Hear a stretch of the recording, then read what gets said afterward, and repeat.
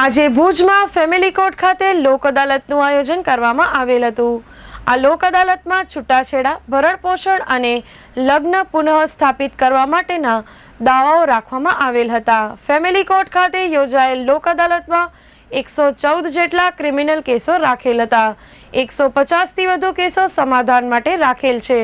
આ અંગે ફેમિલી કોર્ટના પ્રિન્સિપલ જજ શ્રી વસંત ગોલાણીએ ચંચળ ન્યૂઝ સાથે વાત કરી હતી। હું વસંત ગોલાણી, પ્રિન્સિપલ જજ ફેમિલી કોર્ટ કચ્છ। આજરોજ અહીંયા ફેમિલી કોર્ટ મુકામે લોક અદાલતનું આયોજન કરેલ છે। લોક અદાલતમાં અમે પક્ષકારોના જે ફેમિલી ડિસ્પ્યુટ છે એના કેસો અમે રાખેલા છે, જેમાં છૂટાછેડાના, ભરણપોષણના અને લગ્ન પુનઃસ્થાપિત કરવા માટેના બધા દાવા રાખેલા છે। અમે 114 ક્રિમિનલ કેસો આજે રાખેલા છે, જેમાં ભરણપોષણની અરજીઓ થયેલી હોય કે અથવા રિકવરી બાકી હોય। આ ઉપરાંત ફેમિલી સૂટ, જેમાં છૂટાછેડા અને સેક્શન 9 લગ્ન પુનઃસ્થાપિત કરવાના દાવા રાખેલા છે। આ ઉપરાંત ઘણા બધા પક્ષકારો અલગથી જે કેસ નથી રાખ્યા એ પણ આજે આવ્યા છે અને આ કેસ મુકાવેલા છે।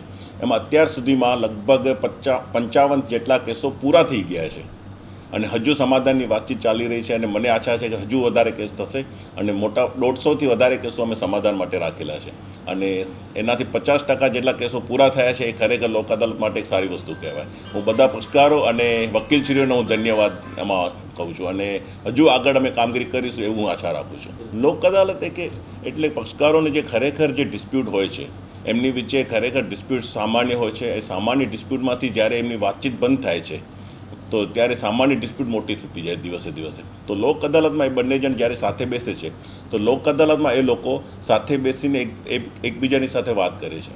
પતિ પત્નીના કિસ્સામાં સામાન્ય રીતે એવું જોવામાં આવ્યું છે કે જ્યારે એમની વચ્ચે તકરાર થાય છે, તકરાર નાની હોય એ તકરારમાં એ લોકો એકબીજા સાથે ઝઘડે છે, ધીમે ધીમે વાતચીત પછી બંધ કરી દે છે। વાતચીત બંધ કરવાથી એમની વચ્ચે ઇમોશનલી ડિસ્ટન્સ ઊભો થઈ જાય છે। એક સાયલેન્ટ ટ્રીટમેન્ટ એ બંને એકબીજાને આપે છે।